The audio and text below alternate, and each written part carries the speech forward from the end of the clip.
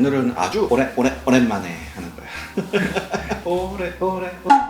되게 옛날 노래 아니야? 완전 옛날 거 같은데. 오늘은 오랜만에 하는 깔바도스. 와 진짜 오랜만이네. 야, 이거 언제 했나 하고 보니까 40번째 방송 때 했더라. 지금이 거의 100번째 다가가니까. 근데 깔바도스가 국내에 들어온 것도 그렇게 많진 않아. 거의 아르마냥 들어오듯이 들어와. 깔바도스는 세계로는 많이 수출하는데 우리나라에서 유난히 좀 인지도가 없는 편이야.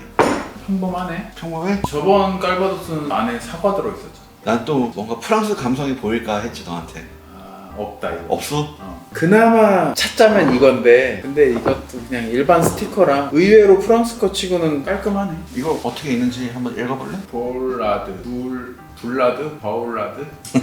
정확히는 구글 번역기가 잘 해줄 거고 Boulard. 사람 이름, 성이야 성. 1825년에 피에르 오구스트 블라라는 사람이 만든 거야. 1825년이면은 좀 있으면 200주년 돼. 그러네. 200주년 뭐 기념 모델이 나오겠지. 지금은 이제 5대째 빈센트 블라라는 사람이 이어받아서 운영하고 있고 가족 경영이긴 한데 여기 소유 회사, 뭐 대주주 그런 격의 회사도 따로 있어. 스피릿 프랑스라는 회사가 있고 그 안에 이제 블라 자회사로. 깔바도스는 프랑스 노르망디 쪽에 있어. 아 그래 상륙작전 얘기하던 기억난다. 깔바도스에는 AOC라고 해서 예전에 몇 번 계속 말했는데 혹시 기억나? 나왔었어. 어. 아펠라숑 모는데.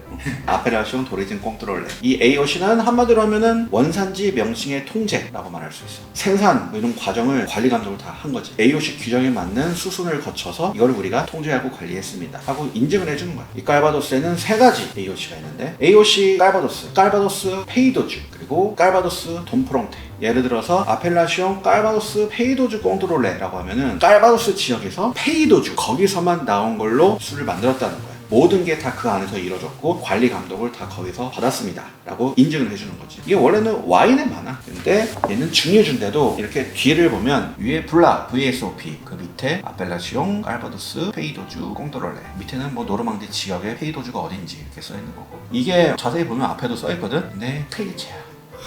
깔바도스가 제일 많이 나오는 것이 그냥 AOC 깔바도스고 제일 고급으로 나오는 것이 깔바도스 페이도주라고 부르면 돼. 여기야 페이도주. 고급이지. 깔바도스가 많이 있는데 국내에 소량만 들어오기 때문에 뭐 고급만 수입하는 것 같아. 잘 팔릴 걸 갖고 오지 수입사도. 아무래도 깔바도스의 정확한 뭐 유래나 명칭은 전에 우리가 다뤘던 크리스찬 누랭, 깔바도스 뭔 두랭?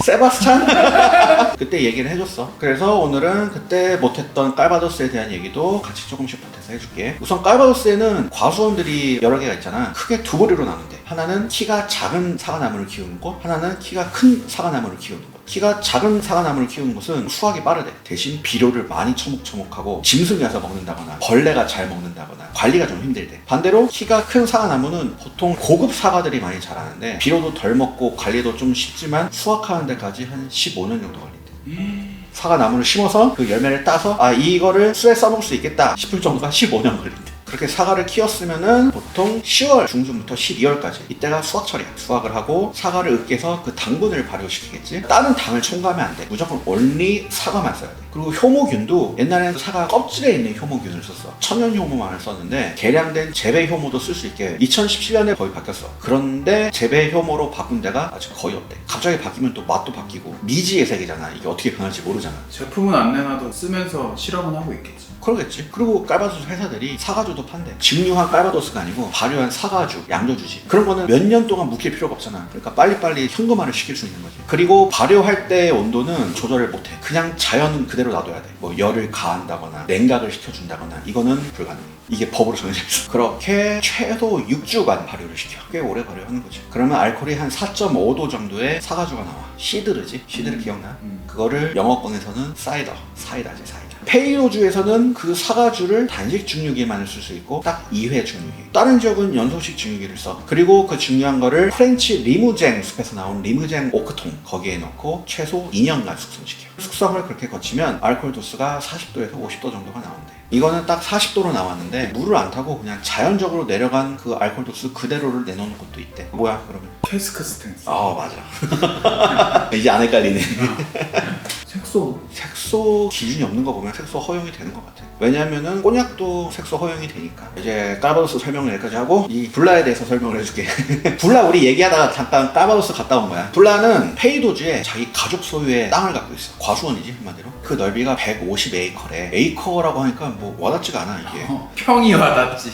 그래서 내가 평으로 한번 계산을 해봤다. 18만 3,626평. 여기에 3만 5천여 그루의 사과나무를 심어놓고 자기들이 다 못 키우니까 그 지역 협동조합의 재배를 맡겨서 사과를 공급받고 있어. 이 블라를 만드는데 쓰이는 사과 품종이 120여 가지 품종.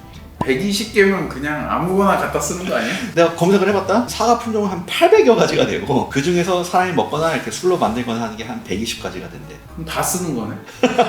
나는 알고 있는 게 홍호, 홍로, 부사, 아오리 나도 그게 다인데.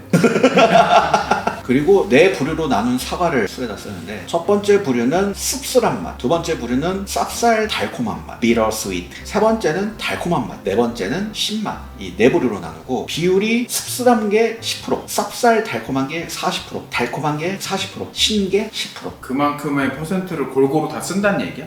비율이 1대 4대 4대 1이라는 거지. 난 아예 씁쓸한 술, 씁쓸 달콤한 술, 신술 뭐 이렇게 나갈 줄 알았거든. 그러면 시음을 해보자. 빨리 줄게.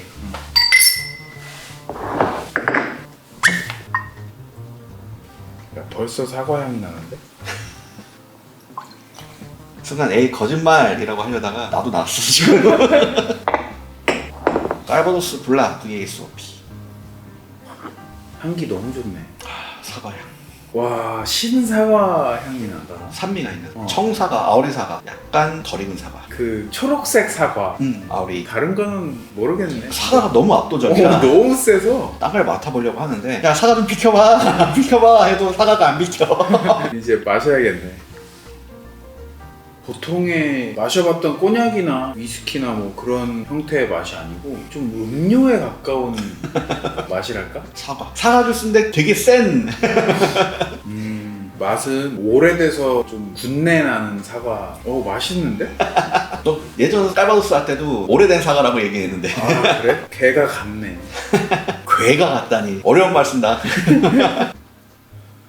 그치?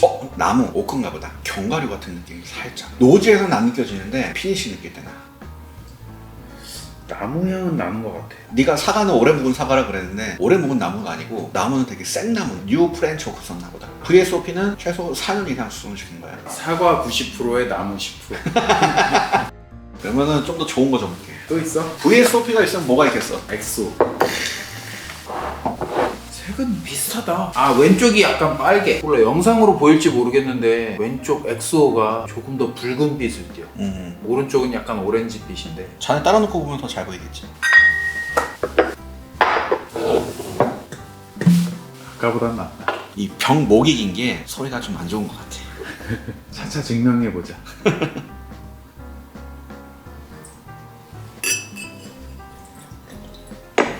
깔바도스 블라 엑소. 따라 놨으니까 더 잘 보일 거야. 색 차이를 한번 보면 확실히 이쪽이 더 붉지.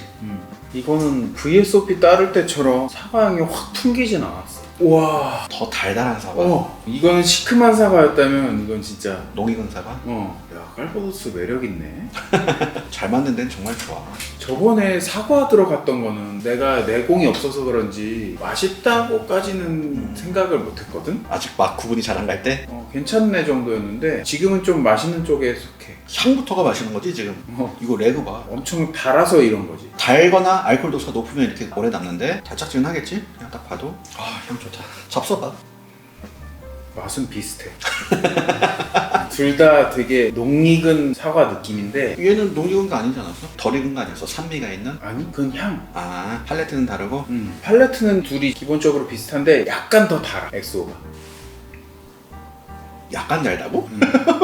꽤 단데? 확실히 얘보다 단맛이 더 혀에 많이 남았어. 피니쉬도 좀 더 긴 편이야. 그리고 확실히 여기는 바닐라 향 난다.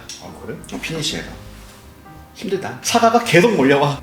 난 바닐라 모르겠다. 야 향이 점점 좋아. 그냥 전체적으로 뭐 향이건 맛이건 그냥 사과 범벅이네. 사과. 맛있어. 이 엑소는 최소 6년 이상 수성시킨 거. 그리고 얘는 2012년 샌프란시스코 월드 스피릿 컴페티션에서 최고의 브랜디상.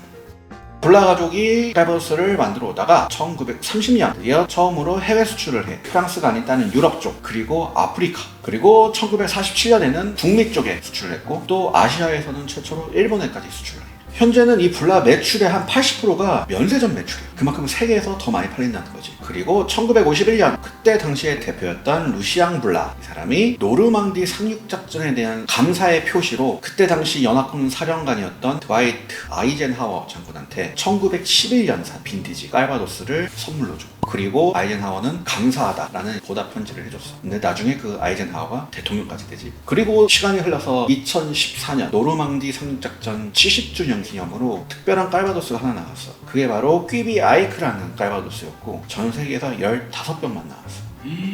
엄청 비싸겠네. 한 병을 아이젠하워의 증손자한테 줬고 또 나머지 한 병은 버락 오바마 대통령한테 줬고 그리고 11병은 경매에 나왔어. 근데 그 경매 수익금은 2차 세계대전 참전 용사들을 위한 위원회 같은 게 있어. 그 사람들을 이제 케어해주고 하는 그런 단체인데 그 모든 수익금을 거기에 기증을 했어. 그게 24,000달러. 얼마 안 되네.